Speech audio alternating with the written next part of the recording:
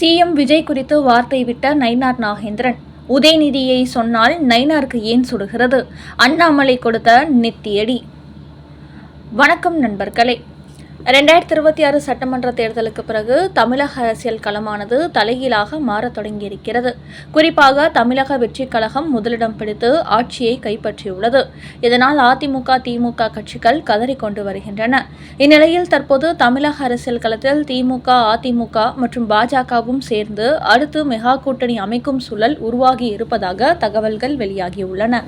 அதன் காரணமாகவே மக்களவையில் பாஜக அரசு கொண்டு வந்த தொகுதி மறுவரையறை மசோதாவிற்கு மறைமுகமாக ஆதரவு கொடுக்க தொடங்கியிருக்கிறது திமுக.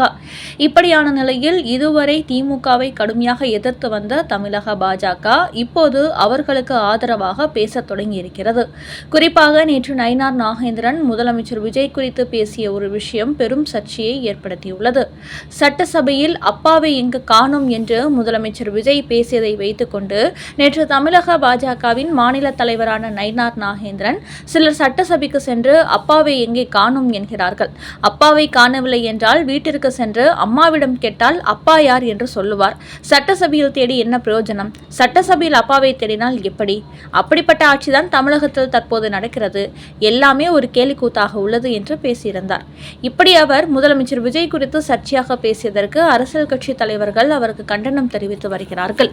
இதுகுறித்து தமிழக வெற்றி கழகத்தின் அமைச்சர் ராஜ்மோகன் கூறுகையில், நயினார் நாகேந்திரனின் இந்த பேச்சு அநாகரிகமானது, அவதூறானது. அவர் ஒரு கட்சியின் மாநில தலைவர் போல் பேசவில்லை, தெருமுனை பேச்சாளர் போல பேசியிருக்கிறார். இதை தமிழக வெற்றிக் கழகம் வன்மையாக கண்டிக்கிறது. முதலமைச்சர் குறித்து இதுபோன்று பேசுவதை அவர் திரும்ப பெற்றுக் கொள்ள வேண்டும். அதோடு அப்பாவை எங்கே காணோம் என்று திமுகவை பார்த்துதான் முதலமைச்சர் விஜய் கேட்டார். அப்படி திமுகவிடம் கேட்டால் பாஜகவின் நயினார் நாகேந்திரனுக்கு ஏன் சுடுகிறது? திரைமறைவில் இவர்கள் கூட்டணி டீல் போடுவதால் திமுகவை சொன்னதும் பாஜகவுக்கு ரோஷம் வந்துவிட்டதா என்று கேள்வி எழுப்பியுள்ளார். மேலும் பாஜகவின் மாநில தலைவர் நயினார் நாகேந்திரன் திமுக காரராகவே மாறி இப்படி பேசியுள்ளார். தங்களுக்கிடையே கூட்டணி டீல் முடிவாகிவிட்டது என்பதை இவர் இப்படி வெளிப்படுத்தியுள்ளார் என்றும் கூறியுள்ளார்.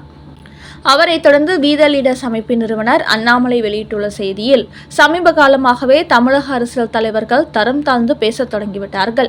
அநாகரிகமான பேச்சுக்கள் தொடர்ந்து அதிகரித்து வருகின்றன. இதை வி.த. லீடர்ஸ் சார்பில் நான் வன்மையாக கண்டிக்கிறேன். யாராக இருந்தாலும் அரசியலில் எல்லை தாண்டக்கூடாது, நாகரிகத்துடன் பேச வேண்டும். திமுகவின் உதயநிதி ஸ்டாலின் தான் தொடர்ந்து இதுபோன்று அநாகரிகமாக பேசிக்கொண்டு வருகிறார். திமுகவின் உதயநிதி ஸ்டாலின் தொடர்ந்து இதுபோன்று அநாகரிகமாக பேசிக்கொண்டு வருகிறார். இப்போது அதே செயல்பாட்டை நயினார் நாகேந்திரனும் செய்திருக்கிறார். குறிப்பாக அரசியல் ரீதியாக பேசினாலும் அதை பொறுத்து கொள்ளலாம். ஆனால் அரசியலை கடந்து முதலமைச்சர் விஜயின் தாயார் குறித்து இப்படி பேசியிருப்பதை யாராக இருந்தாலும் மன்னிக்க முடியாது. இப்படித்தான் உதயநிதி ஸ்டாலினும் அரசியலுக்கு அப்பாற்பட்ட முதலமைச்சர் விஜயின் மனைவி குறித்து பேசுகிறார். முதலமைச்சர் விஜய் முன்னாள் முதலமைச்சர் மு.க. ஸ்டாலின் குறித்து தான் பேசி வருகிறார். அதனால் அரசியல் ரீதியாக அவரை விமர்சிப்பதில் எந்த தவறும் இல்லை. அதிலும் திமுகவினர் மற்ற கட்சி தலைவர்களை விமர்சிக்காததையா இவர் விமர்சித்து விட்டார். அதனால் திமுகவை விமர்சிப்பதில் எந்த ஒரு தவறும் இல்லை. அப்படியே முதலமைச்சர் விஜயை விமர்சிக்க நினைத்தால் அவரது அரசியல் குறித்து, அவரது செயல்பாடு குறித்து விமர்சித்திருக்கலாம். அதை செய்யாமல் அரசியலுக்கு துளிகூட சம்பந்தமில்லாத அவரது தாயாரை தரக்குறைவாக நயினார் நாகேந்திரன் பேசியிருப்பதை நாங்கள் வன்மையாக கண்டிக்கிறோம். இதை ஒருபோதும் ஏற்றுக்கொள்ள முடியாது. அதிலும் தமிழக பாஜக என்பது எப்போதுமே திமுகவுக்கு எதிரானது.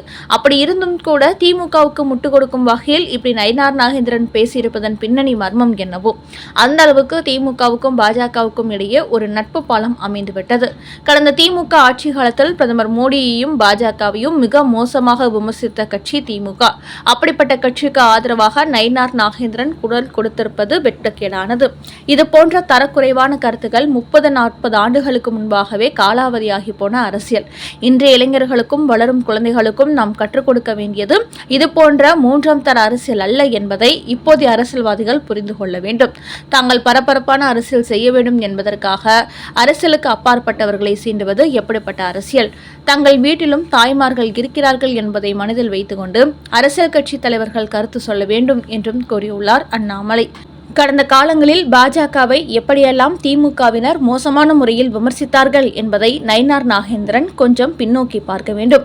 அதோடு பாஜக குறித்து தமிழக வெற்றி கழகம் எந்த விமர்சனமும் வைக்காத போது திமுகவுக்கு இந்த அளவுக்கு நயினார் நாகேந்திரன் வளைந்து கொடுத்து சர்ச்சையாக பேசியிருப்பதன் பின்னணி என்னவோ என்றும் அண்ணாமலை ஒரு பகீர் கேள்வியை எழுப்பியுள்ளார்.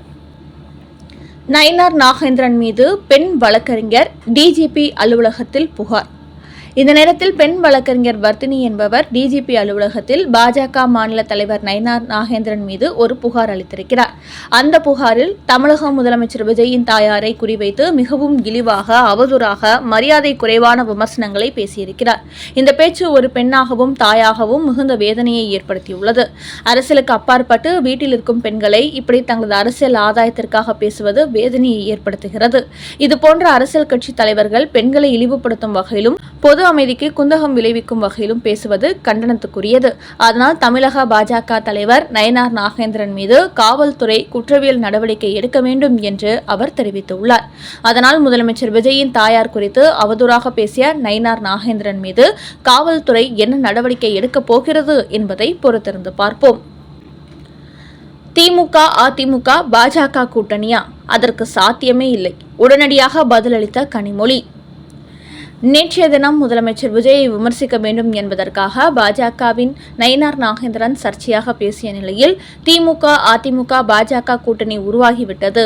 அதனால்தான் உதயநிதி ஸ்டாலினை முதலமைச்சர் விஜய் விமர்சனம் செய்யும் வகையில் அப்பாவை எங்கே காணோம் என்று கேட்டதற்கு பாஜகவின் நயினார் நாகேந்திரன் பதில் கொடுக்கிறார். திமுக ஆட்சி காலத்தில் பாஜகவை அக்கட்சி எவ்வளவு மோசமாக விமர்சித்தது என்பது அனைவருக்குமே தெரியும்.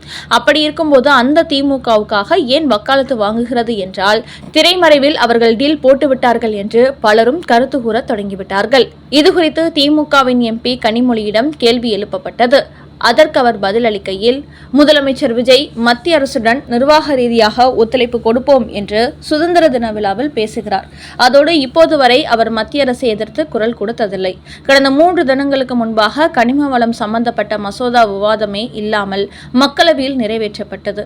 இது மாநில உரிமைகளை பாதிக்கக்கூடியது என்றாலும் அதற்கு எதிராக தாவேக அரசு கருத்து கூறவில்லை. பாஜகவை எதிர்ப்போம் என்று வார்த்தை அளவில் மட்டுமே கூறுகிறாரே தவிர தமிழ்நாட்டை பாதிக்கக்கூடிய பிரச்சனை எதிர்த்து குரல் கொடுக்கவில்லை. அதோடு மு.க. ஸ்டாலின் கொண்டு வந்த காலை உணவு திட்டத்தின் முக்கியத்துவத்தை உணர்ந்து அதை நீடித்திருக்கிறார் விஜய். மேலும் திமுக, அதிமுக கூட்டணி உருவாகிவிட்டதாக பேசுகிறார்கள். ஆனால் அது எந்த காலத்திலும் நடக்காது.